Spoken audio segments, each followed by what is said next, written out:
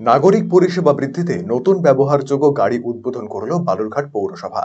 মঙ্গলবার বিভিন্ন ওয়ার্ডে সাফাইয়ের কাজে ব্যবহৃত হাতে টানা ১০০টি ট্রলি, ২৫টি গার্বেজ ভ্যান, পুজোর ব্যবহৃত সামগ্রী সংগ্রহের জন্য আরও ৫টি ভ্যান, ১,০০০ গ্যালনের ৫টি জলের ট্যাঙ্ক এবং একটি হাইড্রোলিক ক্রেন উদ্বোধন করলেন বালুরঘাট পৌরসভার চেয়ারম্যান অশোক মিত্র। পুরসভার সাফাই পরিষেবা কাজের গতি বাড়াতে অতিরিক্ত এই গাড়িগুলি চালু করা হয় এদিন। পাশাপাশি ডিজাস্টার ম্যানেজমেন্টের জন্য এবং ভারী সামগ্রী বিভিন্ন বিল্ডিংয়ে ওঠানো নামানোর কারণে একটি হাইড্রোলিক ক্রেন গাড়ির উদ্বোধনও এদিন করা হয়।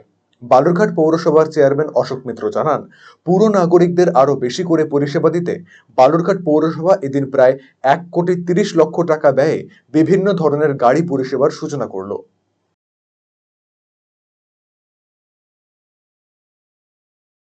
এবং পৌর কর্মচারীদের সবার উদ্যোগে পৌরবাসীকে নতুন জিনিস উদ্বোধন হবে, উদ্বোধন করবেন পৌরাধ্যক্ষ মাননীয় অশোক মিত্র মহাশয়।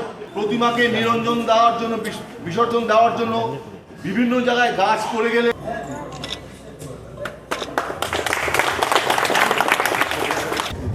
আমরা বালুরঘাট পৌরসভার পক্ষ থেকে বালুরঘাট পৌরবাসীকে দ্রুততার সঙ্গে পৌর পরিষেবা, নাগরিক সেবা পরিষেবা পৌঁছে দেওয়ার জন্য বদ্ধপরিকর।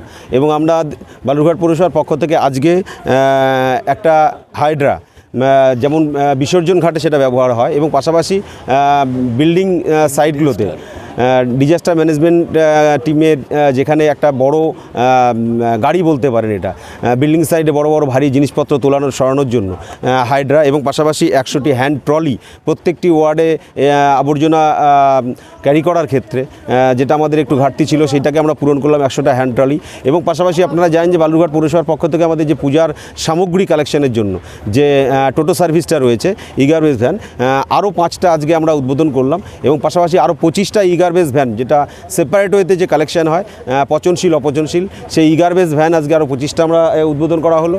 এবং পাশাপাশি বিল্ডিং যারা করেন, যেমন রেসিডেন্সিয়াল হতে পারে, কমার্শিয়াল হতে পারে, তাদের পক্ষ থেকে অনেক দিনের একটা ডিমান্ড ছিল যে তাদের ওই ছোটো ছোটো ট্যাঙ্কি নিয়ে জলটা ব্যবহার করার ক্ষেত্রে তাদের কস্টিং বেশি পড়ে যায় এবং তাদের বেশ কয়েকটা ট্যাঙ্কি নিতে হয়। তার জন্য আমরা বালুরঘাট পৌরসভার পক্ষ থেকে ১,০০০ গ্যালনের যে জলের ট্যাঙ্কার, সেটা আজকে আমরা 5টা